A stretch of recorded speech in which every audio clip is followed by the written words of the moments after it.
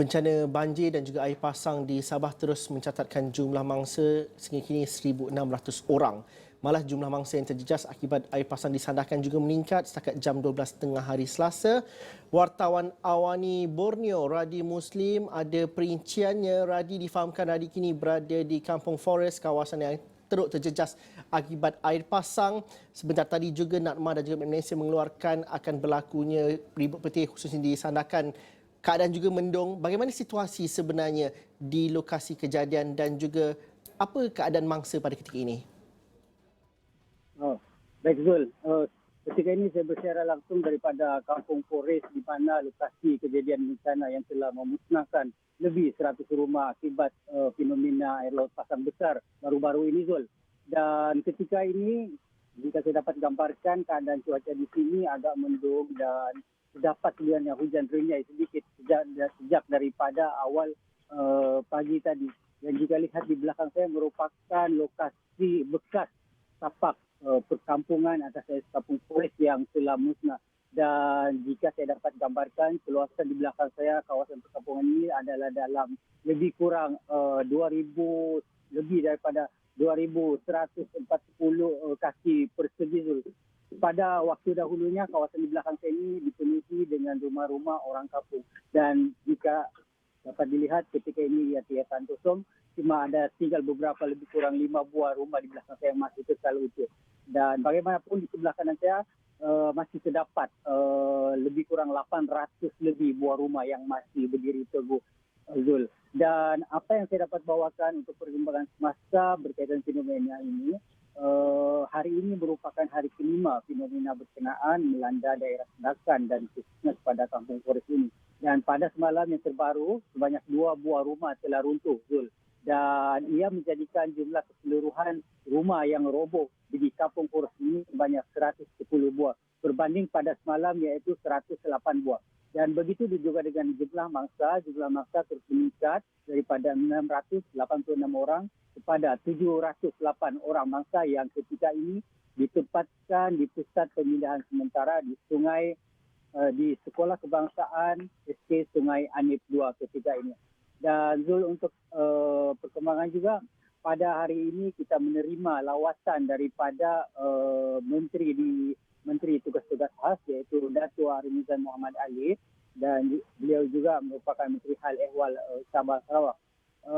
Beliau sempat meninjau ke kawasan ini kira-kira jam 1 petang tadi dan melihat beliau mendengar taklimat daripada pengurusi Jawatan Kuasa Bencana Daerah Sandakan iaitu Ketua Polis Daerah Sandakan Asisten Komisioner Abdul Malik. Dan selepas itu beliau sempat melawat dan menemui mangsa di pusat pemindahan sementara. Dan beliau juga sempat mengadakan satu sidang media berhubung kejadian ini. Pertama, antara intipati yang beliau sampaikan berkaitan dengan lawatan terhadap pengurusan bencana kepada di daerah ini. Beliau sebenarnya amat kagum dengan pasukan keselamatan kita selepas melihat kejayaan penyelamatan ataupun dalam operasi berhadapan dengan operasi bencana ombak akibat fenomena pasang besar di sini yang tidak mengakibatkan sebarang kemalangan jiwa ataupun kecederaan. Dan beliau berterima kasih kepada semua petugas-petugas keselamatan yang cerdas dan pantas dalam mengatur gerak kerja mereka sehingga semua proses untuk menyelamatkan dan memindahkan semua mangsa di Kampung Forest ini berjaya dilakukan dengan baik dan pantas. Dan beliau juga turut menyentuh berkaitan dengan antaranya bantuan. Bantuan yang layak diberikan kepada mangsa-mangsa di sini.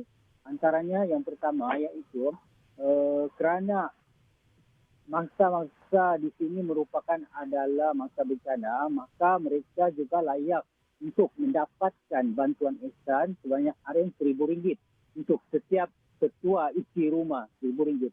Dan ianya apa yang dikatakan oleh beliau, ianya sama dengan bantuan bencana yang pernah diumumkan oleh Perdana Menteri sebelum ini di Senajong, dan jumlah dia adalah sama.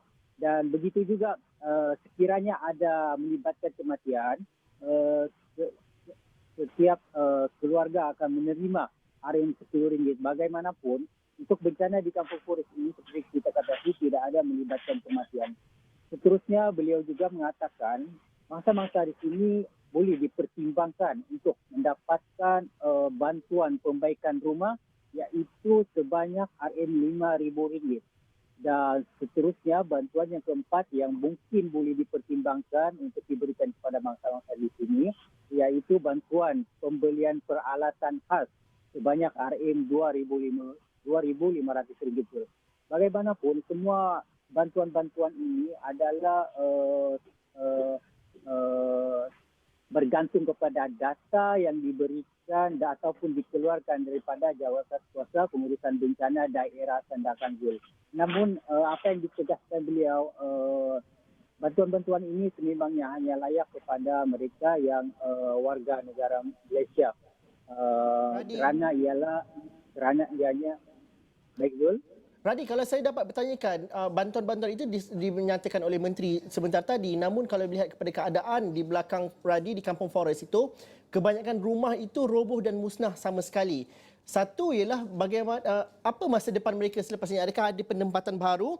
Dan juga Radi menyebut bahawa bantuan diberikan kepada warga negara Malaysia, tetapi situasi di Kampung Forest, adakah semua mangsa yang terlibat adalah warga negara Malaysia ataupun ini bercampur? Dan juga rumah-rumah yang masih lagi kekal, adakah risiko untuk mereka diami itu masih lagi selamat ataupun bagaimana?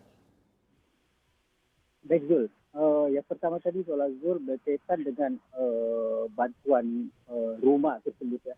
Sebenarnya beliau setakat ini belum menjelaskan apa perancangan seterusnya kepada mangsa yang sudah pastinya kehilangan tempat tinggal dan tidak memiliki tempat tinggal dan sepenuhnya telah musnah akibat dipukul ombak. Setakat ini apa yang beliau jelaskan tadi, sama ada membina penempatan baru ataupun menempatkan ke PCR itu belum disahkan oleh beliau sebentar tadi. Beliau hanya mengatakan mesti menunggu penelitian seterusnya daripada Jawatankuasa Pengurusan Bencana Daerah, dan selepas penelitian itu dibuat mungkin dalam masa terdekat ini, maka pengumuman berkaitan dengan penempatan ataupun tempat tinggal baru mangsa-mangsa ini akan diumumkan. Dan untuk soalan seterusnya Zul tadi, sememangnya kita ada menerima maklumat. Penduduk-penduduk di sini ada yang bahagiannya warga negara dan sebahagiannya bukan warga negara. Dan seperti diumumkan beliau sebenarnya tadi, hanya mereka yang warga negara layak untuk dipertimbangkan untuk diberikan bantuan. Kerana ianya adalah bantuan yang melibatkan dana awam itu. Jadi itu antara yang beliau tegaskan berkaitan bantuan ihsan dan bantuan-bantuan yang disebutkan beliau tadi. Risiko rumah-rumah yang masih lagi ada tu Radi, adakah masih selamat untuk diduduki, dan juga apa kerisauan penduduk-penduduk yang rumahnya masih lagi berdiri di Kampung Forest itu? Betul, sememangnya dalam tinjauan kita saya adalah beberapa hari ini rumah-rumah di sini sememangnya masih berisiko. Dan terutamanya di kawasan-kawasan yang betul-betul berada di atas air. Jika saya dapat gambarkan, kawasan-kawasan ini dia dapat dikategorikan kepada 3 bahagian, iaitu kawasan rumah yang betul-betul berada di laut, kemudian yang di pertengahan dan juga yang bahagian berdekatan dengan darat. Jadi risikonya dari bahagian laut itu sememangnya sangat tinggi. Dan seperti kita ketahui, apabila menjelang waktu petang dalam 4-5 hari ini, semua penduduk-penduduk di kawasan laut itu akan diminta pindah. Bukan saja di kawasan laut, malah di kawasan-kawasan semua penduduk di kawasan Kampung Forest itu diminta pindah kerana ianya berisiko tinggi untuk roboh kiranya berlaku ombak besar.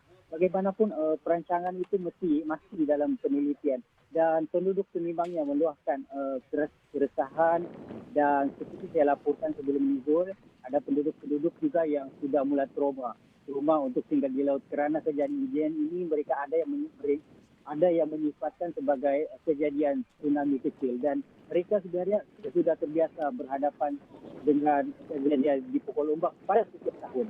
Namun kejadian yang menimpa baru-baru ini menyebabkan ramai daripada bangsa-bangsa ini sebenarnya trauma dan ada daripada mereka sebenarnya berharap agar pihak berkuasa tempatan ataupun kerajaan dapat mewujudkan satu penempatan yang berkaitan yang lebih selamat ataupun mereka memohon untuk ditempatkan di PPR di kawasan Sendakan yang Makasih Kosong Zul.